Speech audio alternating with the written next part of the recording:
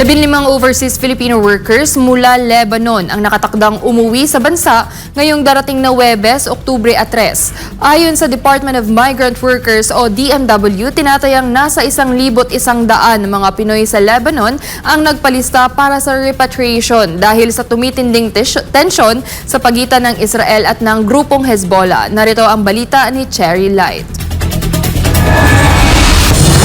Patuloy ang panawagan ng gobyerno ng Pilipinas para sa agarang paglikas sa mga OFW sa Lebanon.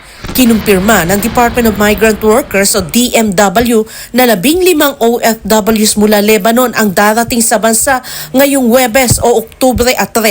Setyembre 26 ang una nilang schedule para sa repatriation. Pero naantala ito dahil sa suspensyon ng mga biyahe mula sa Lebanon.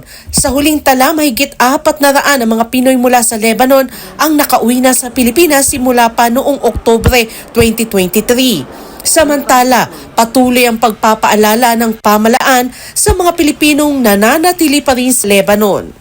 Sa isang post ng embahada, maraming pagsabog ang naitala sa katimugang suburb ng Beirut dahil sa isang pag-atake ng militar ng Israel sa punong tanggapan ng Hezbollah nitong mga nakaraang araw. Kaya naman hinihimok ng Philippine Embassy ng Beirut ang lahat ng mga mamamayang Pilipino sa lugar na manatiling mapagmatsyag. Mangyaring iwasan ang mga lugar na mababasa sa screen.